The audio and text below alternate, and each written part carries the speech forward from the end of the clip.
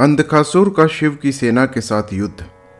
सनत कुमार बोले, हे व्यास, तदनंतर मदिरा पान कर नेत्रों को घुमाता हुआ मदमत्त गज के समान गति वाला तथा श्रेष्ठ वीरों के साथ चलने वाला वह प्रचंड वीर बहुत सी सेना से युक्त हो वहां गया। काम के बाण से बिंधे हुए उस दैत्य ने वीरक के द्वारा अवरुद्ध मार्ग वाली उस गुफा को उसी प्रकार देखा जैसे तैल पूर्ण जलते हुए दीपक को प्रेम पूर्वक देखकर उसे प्राप्त कर पतंग विनष्ट हो जाता है। उसी प्रकार बार बार देखकर वीरक के द्वारा पीड़ित किए जाने पर भी वह मूर्ख महादैत्यपति अंधक कामाग्नि से दग्ध शरीर वाला हो गया। वीरक ने पाषाण, वृक्ष, वज्र, जल, अग्नि, सर्प एवं अस्त्र शस्त्रों से उसे पीड़ा पहुंचाई और पुनः पीड़ित करके पूछा कि तुम कौन हो और कहाँ से आए हो। उसका वचन सुनकर अंधक ने अपना अभिप्राय प्रकट किया और उस वीरक के साथ युद्ध करने लगा। आश्चर्य है कि उस अप्रमेय महावीर वीरक ने अंधक को एक मुहूर्त में युद्ध में जीत लिया। महान खड्ग के चूर चूर हो जाने पर दुखी तथा विस्मय रहित वह अंधक युद्ध भूमि छोड़कर भूख प्यास से व्याकुल हो भाग खड़ा हुआ। तत्पश्चात प्रहलाद आदि प्रधान दैत्य उसके साथ युद्ध करने लगे, किंतु अत्यंत भयंकर वे दैत्य अनेक शस्त्रास्त्रों से लड़ते हुए पराजित होने के कारण लज्जित हो गए। तब विरोचन, बलि, हजारों भुजाओं वाला बाण, भजी, कुजम्ब, शंबर एवं वृत्र आदि पराक्रमी दैत्य युद्ध करने लगे।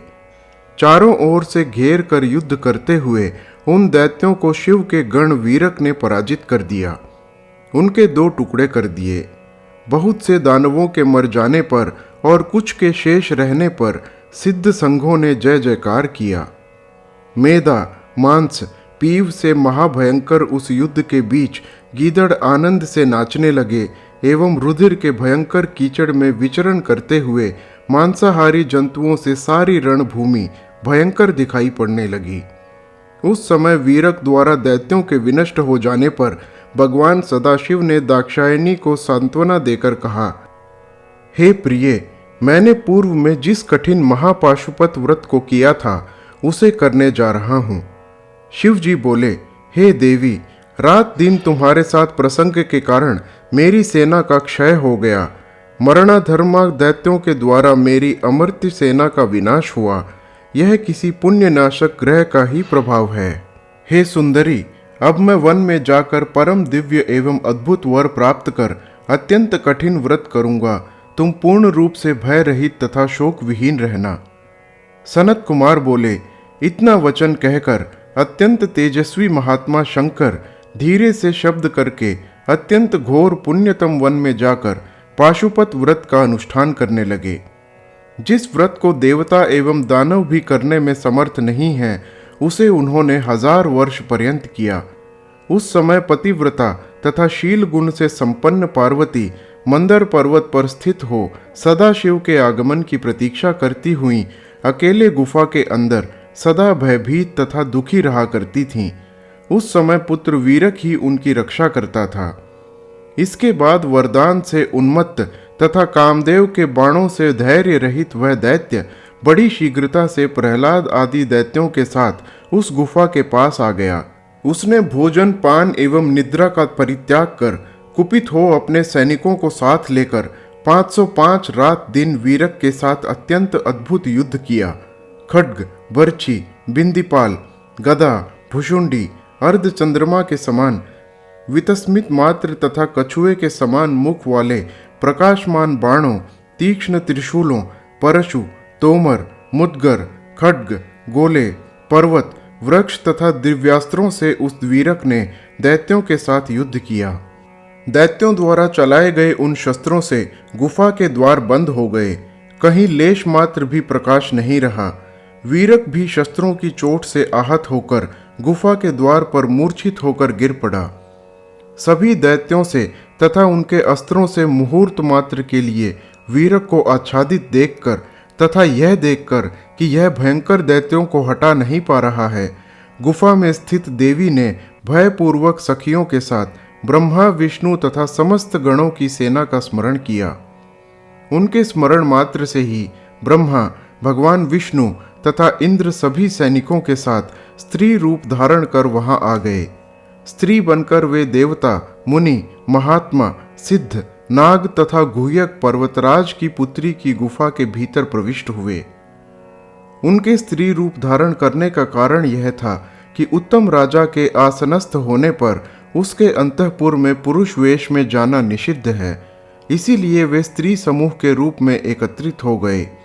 वीर कार्य करने वाली ये अद्भुत रूप वाली स्त्रियां जब पार्वती की गुफा में प्रविष्ट हुईं, तो उन स्त्रियों को देखकर पार्वती अत्यंत प्रसन्न हो गईं। उस समय सैकड़ों हजारों नितंबिनी स्त्रियों के द्वारा प्रलयकालीन प्रचंड के मेघ के समान घोष वाली तथा विजय देने वाली हजारों भेरियां तथा शंख बजाए गए। अद्भुत तथा प्रचंड पराक्रम वाला वीरक भी मूर्छा त्याग कर शस्त्र को लेकर महारथियों के आगे खड़ा हो गया और उन्हीं शस्त्रों से दैत्यों का वध करने लगा। उस समय हाथ में दंड लिए हुए ब्राह्मी, क्रोध से युक्त चित्त वाली गौरी, अपने हाथों में शंख, गदा, चक्र तथा धनुष धारण की हुई नारायणी, हाथ में लांगल, दंड लिए कांचन के समान वर्ण वाली व्योमालका तथा हाथ में हजारों धार वाले प्रचंड वेग से युक्त उग्र वेग वाले वज्र को लिए हुए ऐन्द्री युद्ध हेतु निकल पड़ी। हजारों नेत्रों वाली, युद्ध में निश्चल रहने वाली, अत्यंत दुर्जय, सैकड़ों दैत्यों से भी कभी पराजित न होने वाली तथा भयंकर मुख वाली वैश्वानरी तथा हाथ में दंड लिए हुए उग्र याम्या शक्ति भी युद्ध में प्रविष्ट हो गई। हाथ में अत्यंत तीक्ष्ण तलवार तथा घोर धनुष लेकर निरृति शक्ति आई। वरुण का पाश हाथ में धारण कर युद्ध की अभिलाषा करती हुई तोयालिका निकल पड़ी। प्रचंड पवन की महाशक्ति भूख से व्याकुल हो हाथ में अंकुश लेकर एवं कुबेर की शक्ति हाथ में प्रलय काल की अग्नि के समान गदा लेकर युद्ध भूमि में आ पहुंची। तीक्ष्ण मुख वाली कुरूपा, नख रूप आयुध वाली, नाग के समान भयंकर यक्षेश्वरी आदि देवियां तथा इसी प्रकार अन्य सैकड़ों देवियां संग्राम भूमि में निकल पड़ी। उसकी अपार सेना देखकर ये देवियां विस्मित, भय से व्याकुल, फीके वर्ण वाली तथा अत्यंत कातर हो गईं। उसके बाद ब्रह्मणी आदि सभी देव शक्तियों ने पार्वती की सम्मति से अपने मन को समाहित कर वीरक को अपना सेनापति बनाया। इसके बाद वरदान से शक्ति संपन्न प्रधान दैत्य मन में यह विचार कर अभूतपूर्व युद्ध करने लगे कि आज इन नारियों से हम मृत्यु को प्राप्त होंगे अथवा इन पर विजय प्राप्त करेंगे। उस समय संग्राम भूमि में अद्भुत बुद्धि संपन्न वीरक को अपना सेनापति बनाकर पार्वती ने सखियों के साथ युद्ध में अद्भुत युद्ध कौशल दिखलाया। महापराक्रमी हिरण्याक्ष पुत्र राजा अंधक ने भी महाव्यूह की रचना की और विष्णु की संभावना करके यम की शक्ति को अवस्थित देखकर महाभयंकर गिल नामक राक्षस को नियुक्त किया। ब्रह्मा जी की सेवा करने से उसका मुख अत्यंत विकराल हो गया था, इसीलिए उसे मारने के लिए भगवान विष्णु आए। उसी समय 1000 वर्ष बीत जाने पर प्रलयकालीन हजारों सूर्यों के समान कांति वाले व्याघ्र चर्मधारी भगवान शिव जी भी कुपित होकर युद्ध भूमि में आए। तब उन महेश्वर को युद्ध भूमि में आया देखकर अत्यंत प्रसन्न हुई उन स्त्रियों ने वीरक को साथ लेकर महायुद्ध किया। उस समय सिर झुकाकर सदाशिव को प्रणाम करके पति का पराक्रम प्रदर्शित करती हुई गौरी ने प्रसन्नता पूर्वक घोर युद्ध किया। उसके बाद शंकर जी पार्वती को हृदय से लगाकर गुफा के भीतर प्रविष्ट हो गए। पार्वती ने उन हजारों स्त्रियों को अनेक प्रकार से सम्मानित कर विदा किया और वीरक को गुफा के द्वार पर रहने दिया। उसके बाद नीति में विचक्षण उस असुर ने गौरी एवं गिरीश को संग्राम भूमि में ना देखकर शिव जी के पास विघस नामक अपना दूत भेजा। उस संग्राम में देवताओं के प्रहार से क्षत विक्षत शरीर वाले उस दैत्य ने शिव जी के पास जाकर उन्हें सिर से प्रणाम कर गर्वयुक्त कठोर वचन कहा।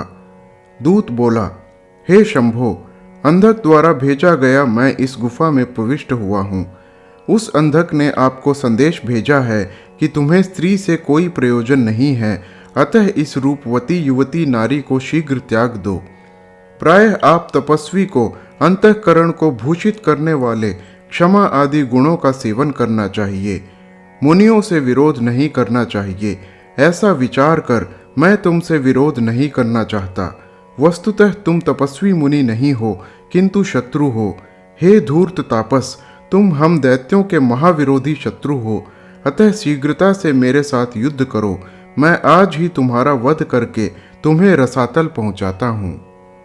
सनत कुमार बोले, दूत के मुख से ये वचन सुनकर सज्जनों के रक्षक, दुष्टों के मद को नष्ट करने वाले, कपाल माली, महान, त्रिनेत्र शंभु शोकाग्नि से जलते हुए बड़े क्रोध से उस दूत से कहने लगे। शिव जी बोले, तुमने जो बात कही है वह बड़ी कठोर है। अब तुम शीघ्र चले जाओ और उससे कहो, यदि तुम बलवान हो तो शीघ्र आकर मेरे साथ बलपूर्वक युद्ध करो। इस पृथ्वी पर जो अशक्त हैं उसे मनोहर स्त्री तथा धन से क्या प्रयोजन। बल से मत्त दैत्य आ जाएं, मैंने यह निश्चय किया है। अशक्त पुरुष तो शरीर यात्रा में भी असमर्थ हैं, अतः उनके लिए जो विहित हो उसे करें, और मुझे जो करना है मैं उसे करूँगा, इसमें संदेह नहीं है।